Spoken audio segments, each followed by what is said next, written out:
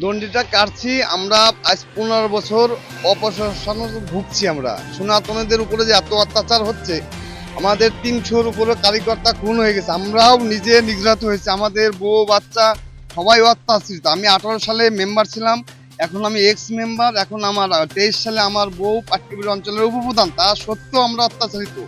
পঞ্চায়েতে মানে আশপাশে যে লুঙ্গি বাহিনী আছে তাদের দ্বারা আমরা খুবই নিগৃহীত। এই জন্যে আমি আমার বুথ সভাপতি আমরা একটা মানত করেছিলাম মায়ের মন্দির থেকে, এই অত্যাচার থেকে যদি আমরা মুক্তি পাই, তা আমাদের নাকাশিপাড়া থেকে যদি আমরা একটা বিধায়ককে যদি কলকাতা পাঠাতে পারি, আর যদি আমাদের রাজ্যে বিজেপি সরকার ক্ষমতায় আসে, যদি শুভেন্দু যদি মুখ্যমন্ত্রী হয়, তাহলে আমি দণ্ডিঘাটে গিয়ে আমি মা দর্শনে মুখ্যমন্ত্রীর সঙ্গে গিয়ে পুজোর ব্যবস্থা করব। সেই আমার আশা সফল হয়েছে। আজ 30 তারিখে আমি বেথুয়া থেকে সোনাতলা থেকে যাত্রা শুরু করেছি। আজ 15 দিন এইভাবে চলছি আমরা।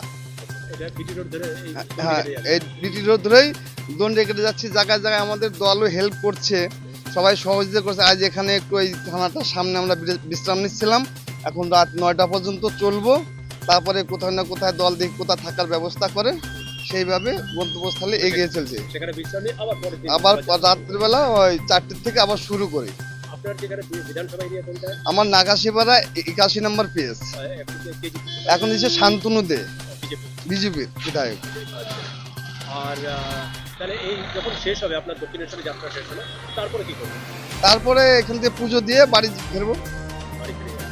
তো এই অত্যাচারটা কি ধরনের? অত্যাচারটা মানসিক অত্যাচার, মানে হামলা অনেকভাবে, সেগুলো বলা যাবে না। সরকারকে বলে বা পুলিশ থানায় বলে শাসক দলের এগেনস্টে আমরা কিছু করতে পারিনি। যখনই বলতে যেতাম হুমকি দিত, বউকে তুলে নিয়ে যাব, মেয়েকে তুলে নিয়ে যাব। এই চাপে খালি আমি একা না, আমার সমস্ত পশ্চিম বাংলার যত সনাতনী ভাইরাস তারা সবাই এই অত্যাচারিত। এই আমরা মোটামুটি 110 কিলোমিটার রাস্তা অতিক্রম করলাম, সবার মুখে একটা কথাই, ভাই তুমি যা কাজ করছো আমাদের সনাতনীদের জন্য আমাদের গর্ব হওয়া উচিত। কিন্তু সবাই একটা কথাই বলছে আমাকে, যদি এই সরকার পরিবর্তন না হতো তাহলে মনে হয় আমরা এখানে টিকতে পারতাম না, আমরা থাকতে পারতাম না, আমাদের উপরে এত অত্যাচার হতো। তা এটাই আমার বক্তব্য। এটা কি থানা ছিল?